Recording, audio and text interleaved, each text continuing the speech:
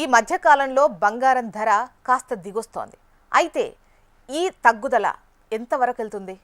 50,000 వరకు వెళ్తుందా? సామాన్య ప్రజలు ఎదురు చూస్తున్న ఈ రేట్ అసలు సాధ్యమా?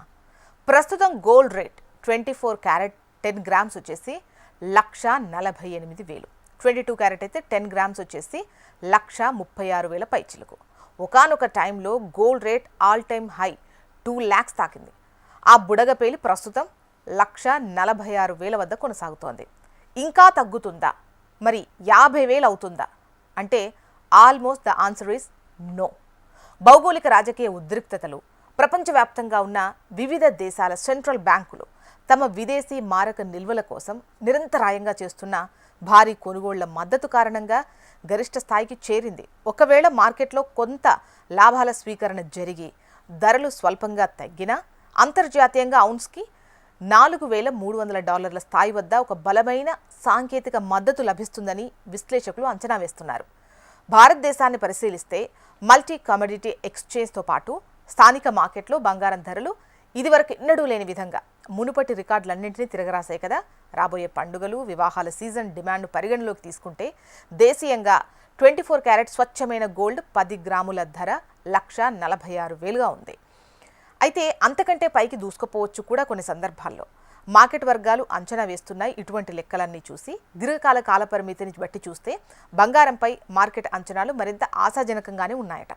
రాబోయే 12 నుండి 18 నెలల కాలంలో అంతర్జాతీయ మార్కెట్లో బంగారం ధర ఏకంగా ఔన్స్కి 5,000 నుంచి $5,500 మైలురాయిని కూడా దాటిపోవచ్చు అని ప్రముఖ విశ్లేషకులు అంచనా వేస్తున్నారు.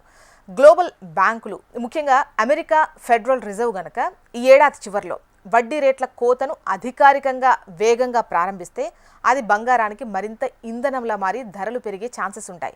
అయితే ఈ ధరల తీవ్రతను ప్రభావితం చేసే ఇతర పరిణామాలను కూడా ఇన్వెస్టర్లు నిశ్చితంగా గమనించాల్సి ఉంటుంది. ఒకవేళ అమెరికాలో ద్రవ్యోల్బణం ఊహించిన దానికంటే ఎక్కువయ్యి ఫెడరల్ రిజర్వ్ వడ్డీ రేట్లను తగ్గించకుండా ఎక్కువ కాలం పాటు అధిక స్థాయిలోనే గనక కొనసాగిస్తే అది బంగారం ధరల వేగానికి తాత్కాలికంగా బ్రేకులేస్తుంది. అలాంటి సిచ్యువేషన్స్లో ధరలు స్వల్పంగా వెనక్కు తగ్గే ప్రమాదం ఉంది. అయితే ప్రస్తుత ప్రపంచ ఆర్థిక సెంటిమెంట్ బట్టి చూస్తే మార్కెట్ పై స్థాయిల వైపు పయనించడానికే ఎక్కువ అవకాశాలున్నాయని నిపుణులు అంటున్నారు. చరిత్రను కనుక పరిశీలిస్తే ప్రపంచంలో ఎప్పుడు సంక్షోభం తలెత్తినా బంగారం ధరలకు అది సానుకూలంగా మారింది.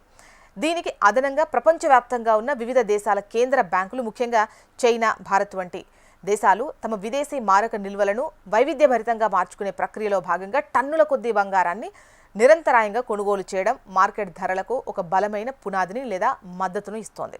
మరోవైపు ప్రపంచంలోని అతిపెద్ద బంగారు వినియోగదారులైన చైనా, భారతదేశంలో భౌతిక బంగారం డిమాండ్ కూడా ధరలను ప్రభావితం చేస్తుంది. పండుగలు, వివాహాల సీజన్లో భారత్లో కొనుగోళ్లు పుంజుకుంటాయి. అయితే ప్రస్తుతం ఉన్న రికార్డు స్థాయి ధరల కారణంగా సాధారణ వినియోగదారులు కొత్త కొనుగోళ్లు చేయడానికి కొంత వెనకాడడం లేదా జాగ్రత్తగా వ్యవహరించడం అయితే కనిపిస్తోంది.